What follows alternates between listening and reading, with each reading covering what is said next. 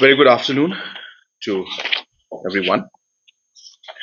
Uh, as you're aware that we had a cabinet meeting today, and we have taken up six formal items in the cabinet today.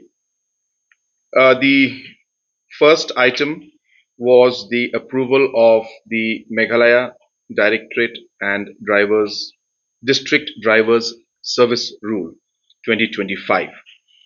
As you're aware that in the past many years, there has been a very aggressive approach and work by the personnel department to ensure that all the service rules are in place because these directly affect the promotion uh, of and recruitment of employees and promotion of employees, and hence having proper service rules in place is absolutely mandatory. And hence in the past we have been doing that, and in line with that today we have also cleared the Meghalaya Directorate and District Drivers Service Rule. Number two, we, as you're aware, we have inaugurated the State Guest House in Taraghar just recently, and therefore we have prepared a proper SOP on how the Taraghar, the State Guest House, will be run, and how the rooms will be allotted, to whom it will be allotted, and the different aspects of how to run the overall guest house. So this SOP was presented to the cabinet today, and it was cleared. The third agenda was the holiday list for 2026.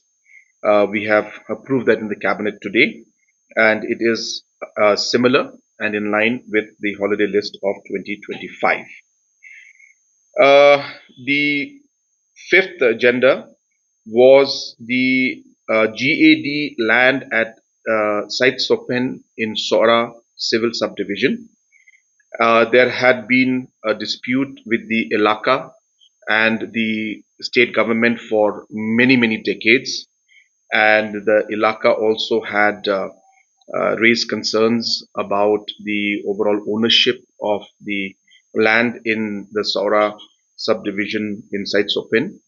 And today the cabinet has approved the recommendations that have come through the committee that was headed by the Honorable Deputy Chief Minister, Bapriston Tinsong, where for the past year and a half, this committee has been engaging with different stakeholders and different individuals and people to finally come up with a long term and a permanent solution to this. Based on this, there were certain areas which had been occupied by the residents and by the Ilaka overall out there for many decades, even before the statehood, and in fact, some or majority of them even from British time.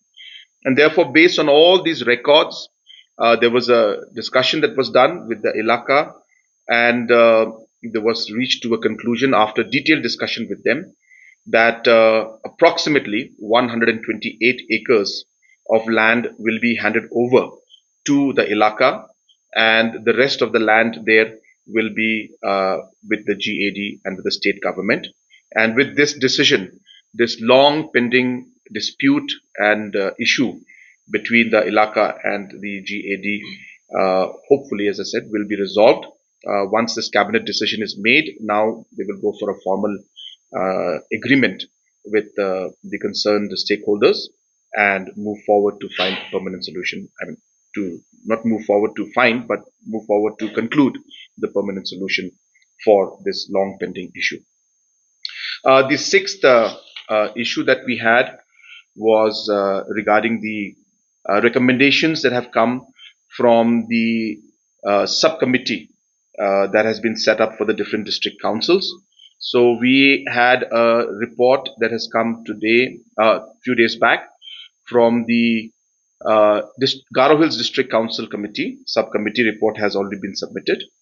And based on this subcommittee report, the GAD, the committee and the District Council Affairs Department has submitted to a proposal to the cabinet, and the proposal is as follows: that after detailed discussion with the subcommittee and with a detailed discussion with the EC of the Garo Hills District Council and understanding their needs and concerns, the state government and the cabinet today has decided to release in advance the share of the councils in their royalty.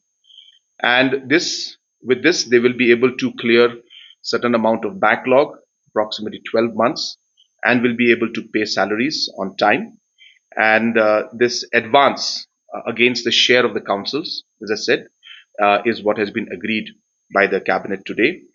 Uh, in line with that, the EC has also agreed that once this advance against the share of the council is given to them, they will also accept the appointment of an IAS officer as principal secretary to the GHADC, and to overlook into the financial aspect in terms of the disbursement of the salaries, particularly of the district council, and also to look into certain aspects of financial reforms of the council.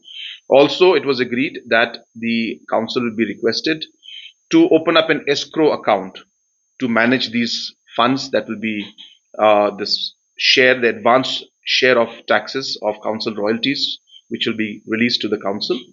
The escrow account will be opened up so that it can be monitored in terms of the money that goes in should be used for disbursement of salary purpose.